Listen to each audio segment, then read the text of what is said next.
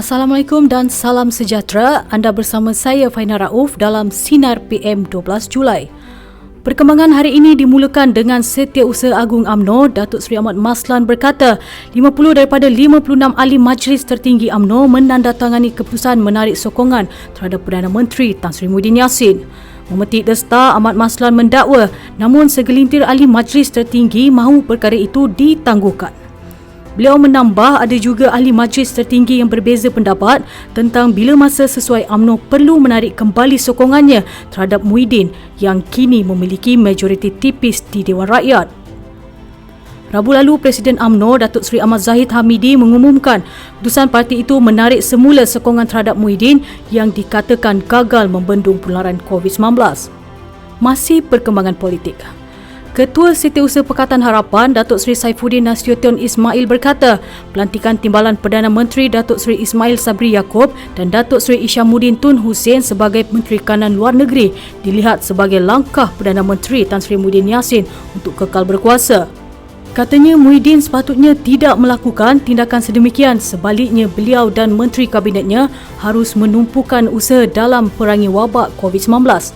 Beliau menambah yang juga Setiausaha Agung PKR berkata tindakan yang dilakukan kerajaan seperti pengisytiharan darurat tidak menampakkan hasil.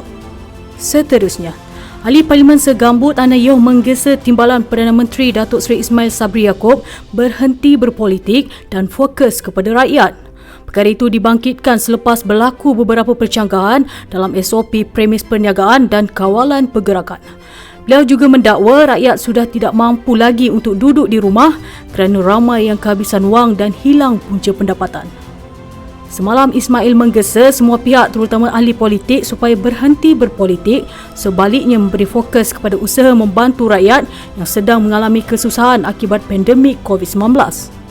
Seterusnya, peningkatan kes positif COVID-19 di Selangor menimbulkan persoalan kepada bekas Setiausaha Agung PKR Rafizi Ramli.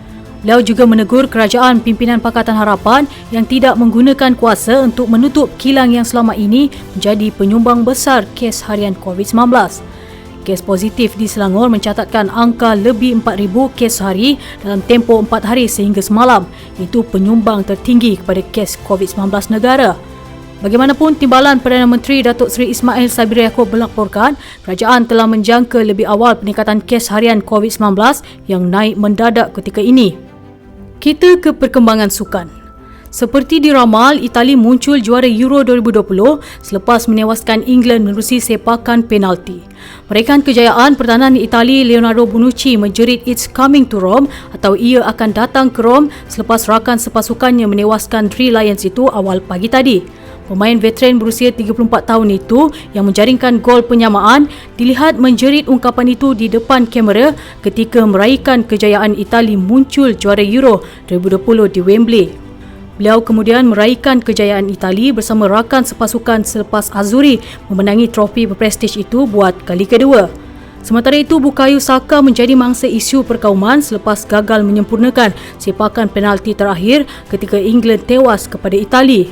Malangnya, selepas tamat perlawanan, Saka berdepan serangan perkauman menerusi beberapa hantaran di akaun Instagram miliknya. Jadi, itu saja Top 5 News pada hari ini. Sebelum kita akhiri Sinar PM, ayuh bersama memerangi jenayah rasuah melalui gerakan Sinar untuk Malaysia dan Rasuah Busters, semestinya nilai moral karakter bangsa.